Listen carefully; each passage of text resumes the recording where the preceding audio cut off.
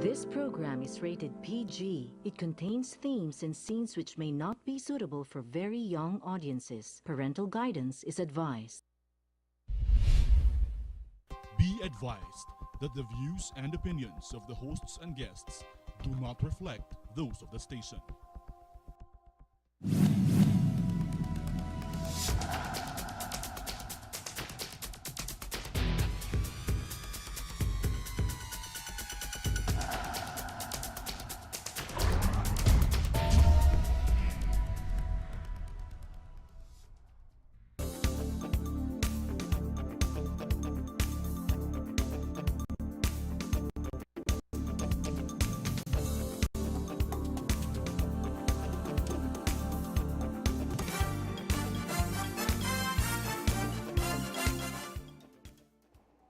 Okay, magandang gabi po sa inyo lahat. Welcome to our show, Heartbeat Live. I'm your host, Ray Orosa. Pag-usapan natin ngayong gabi, isang bagay na mahalaga at saka napapag-usapan ng napakadaming tao dito sa ating bansa. Sa gabi pong ito, may narapat naming anyayahan, wala ng iba kundi si Congresswoman Amy De Jesus ng Gabriela Women's Party. Alam naman nyo, yan ay samahan ng kababaihan sa buong Pilipinas. Although I don't think every woman is part of Gabriela. Diba? Ang pangarap po namin, lahat ng kababaihan may Gabriela sa puso nila.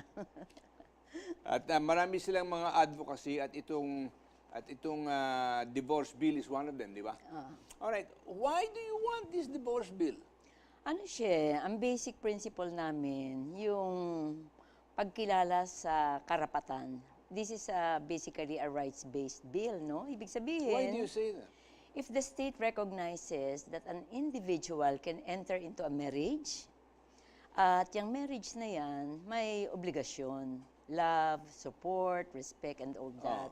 At pag na-violate yung obligasyon na yan, dapat kilalanin din ng state yung karapatan to get out of that marriage. Ibig sabihin, kung kinikilala ng Estado yung karapatan mo na pumasok sa kontrata, no, ng isang kasal na mayroon ka dapat na titindigan na responsibilidad, no? At pagka ang yaan na hindi mo kaya o nalabag ang iyong karapatan, dapat kilalanin na rin ng Estado na wakasan yung ganyang kontrata. Can we move away a little bit from the issue of rights? Okay. In other words, this is not just a question of rights. Because the moment you enter into a relationship, it is the subordination of your own personal rights in favor of the union. Well, There is that kind of principle that is involved there, no? Because as they say, it takes two to tango. definitely. Hindi naman pwedeng isa lang, no? Definitely. Oo. Okay. Now, would you say then, therefore, that a divorce law na gusto ninyo is only after it has been determined that the relationship is irrevocably broken down? Yes. How do you define that? Depende yan doon sa magpa-file ng petition. Ibig sabihin, I don't No, in think... terms of the law, though, what does it say? about the basis. Oh. There should be basis. Ibig sabihin, this is one remedy where you have to go to court and prove that yung sinabi ko nga, may mga batayan, may mga basis. Halimbawa, yung infidelity, yung violence within the marriage, yung change of preference of your sexuality, yung chronic na pagiging sugarol o pagiging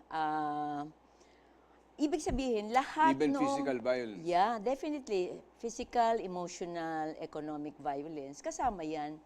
Sa totoo lang existing naman yan doon sa remedy sa legal separation The problem is for annulment, ang alam ko, ang tinatanggap lang talaga dyan, yung psychological incapacity. Many others.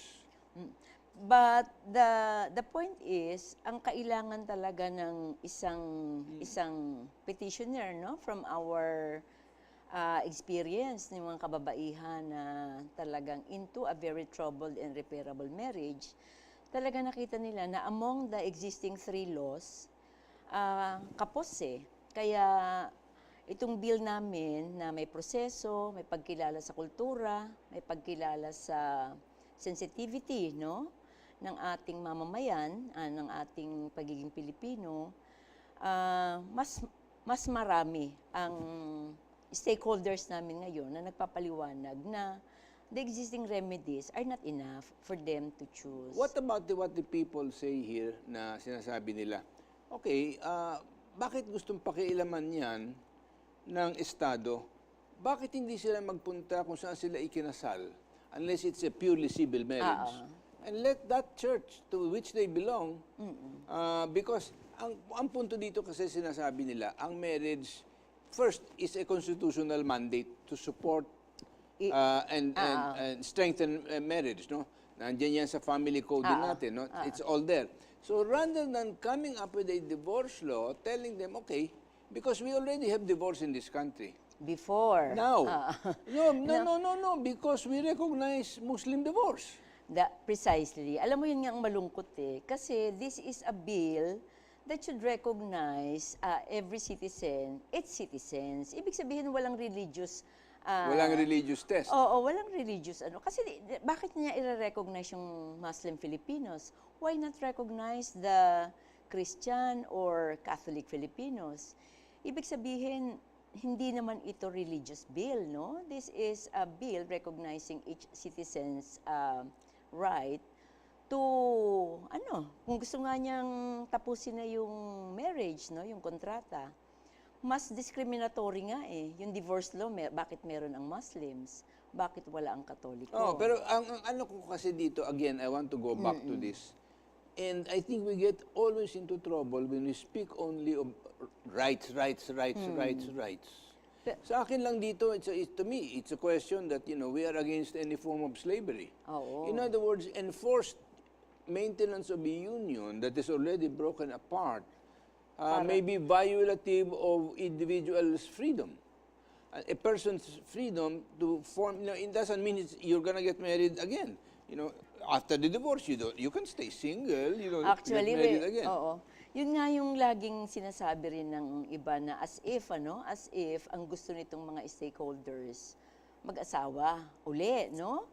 Of course, may mga individuals na gano'n, pero majority of those na ang gusto nila peace of mind eh. Hindi, pero alam mo, this is supposed to be an easy divorce law. Make it available to even the poorest parts of our own nation. But alam mo, they have already found their own solution.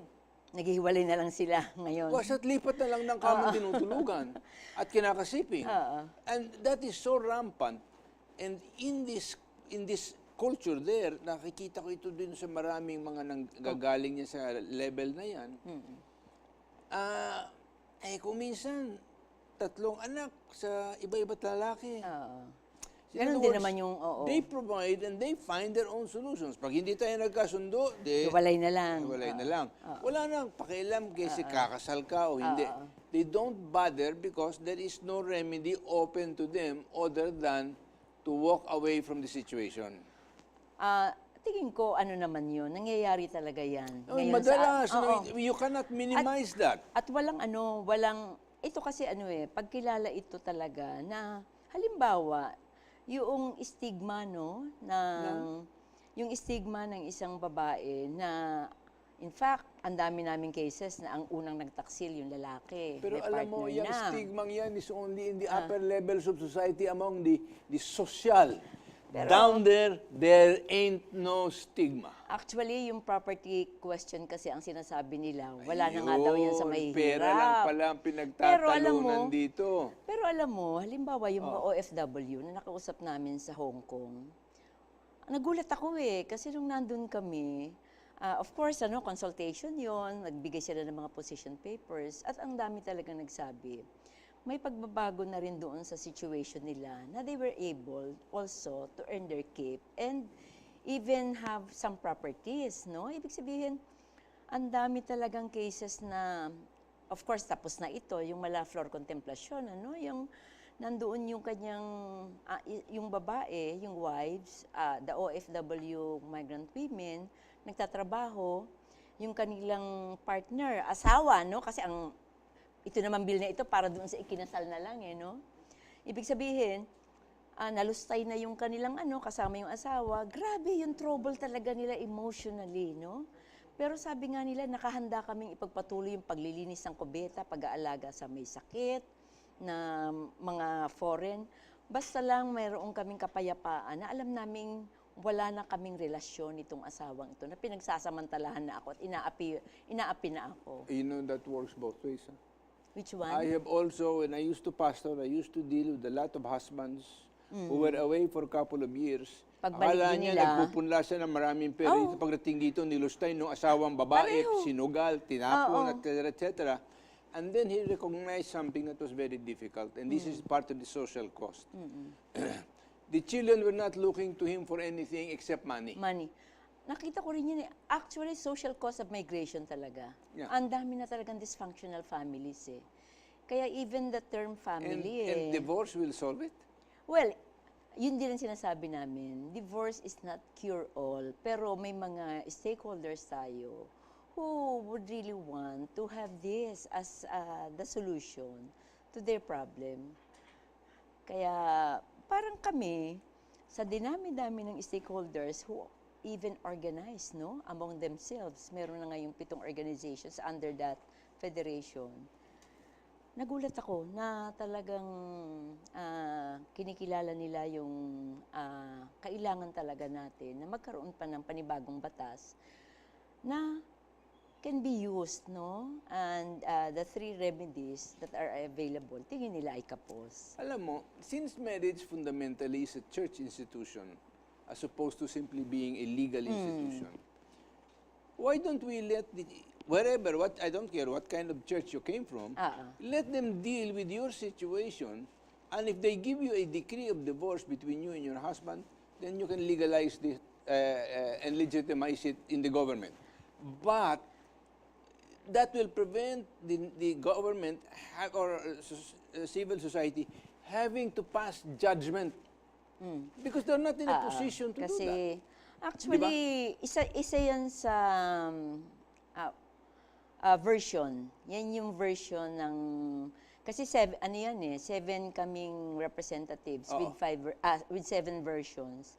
Yung version na yan ang coming from Congresswomen, primarily from Congresswomen Gwen Garcia and Yeda.